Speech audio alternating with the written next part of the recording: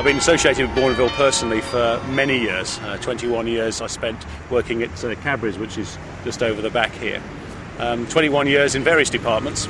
But my family experience, like so many people around here, goes back actually 4 generations. When my dad retired back in the 90s, my family had 150 years continual service at Bournville. That story might sound amazing in one sense, lots of time there, but actually it's a story that echoes into so many people's lives around here. Often it was said that if you worked at Cadbury's, you had a job for life. But Cadbury's wasn't so much a place to work, it was much more than that.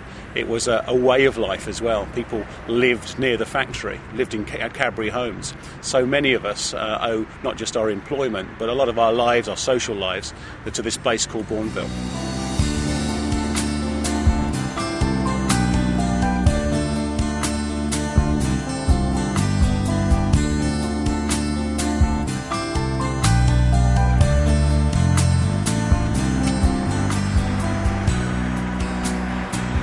So much of the articles in the press is talking about Bournville. We're talking about it being like Middle England, a real fluffy, warm chocolate box type place. But Bournville is a real community full of real people, and a lot of those people are grieving right now. And part of that is not just because of Cadbury's the factory, but because of the disruption that people are feeling in their own community. This community is strong. It's a community that have galvanised around a factory, but more than that. George Cadbury himself, who planted this place, who actually built this village here on the River Bourne. He had a vision for this place to have a longevity. He created housing, he created schools, education. He built churches. We're outside the Quaker meeting house that he built. He had an inspiration that was about mind, body and spirit. He truly wanted to not own his people, but give his people a sense of ownership.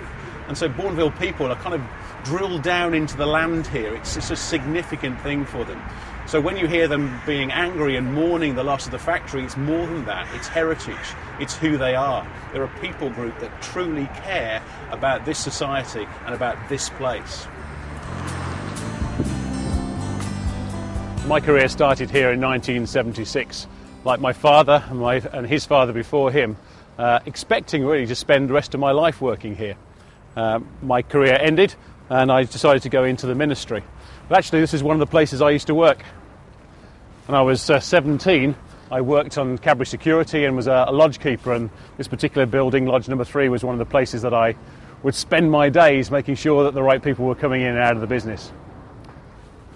Latter part of my career I was working in in-store marketing. I was the in-store marketing manager working on the 4th floor of Linden Block, which is in the background here.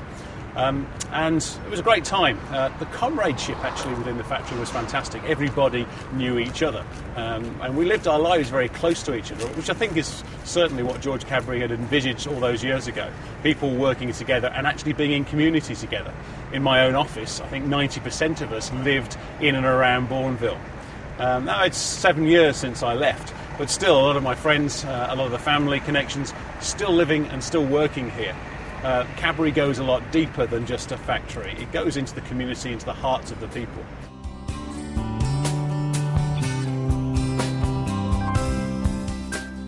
It's amazing when I have conversations with people that live in and around Bournville. So many of us have a rich personal history of attachment to this building.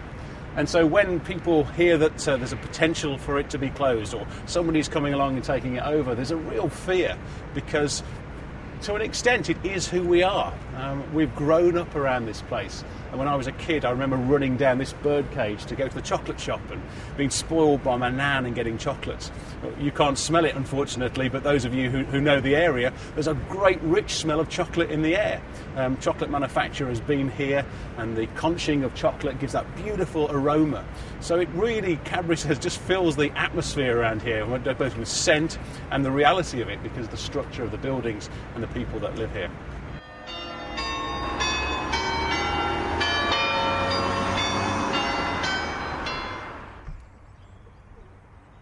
Yesterday, I met with my congregation, and we had a 20-minute part of our service just talking about the Cadbury issues. We used some slides and some background material, but we were really able to kind of mourn it ourselves, I suppose. We, in this building here, the building was built in 1920.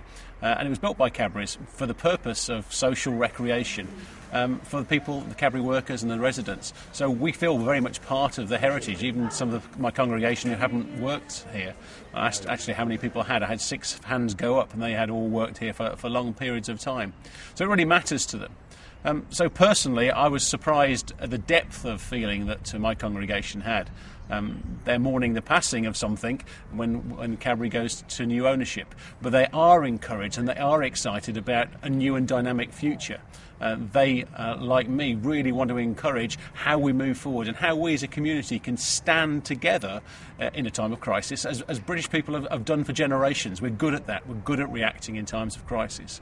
And yes, I think it's right to mourn, and to mourn deeply, because we're missing something. Something is passing. But this is a great time for us as a community to get together, to galvanise behind a new purpose. And that new purpose is, whoever the owners of this business are going to be, the purpose is, why should you stay here? How can we keep you? How can we encourage you to still be part of this community? We can be not just employees of the new business, but we can also be part of its future as residents.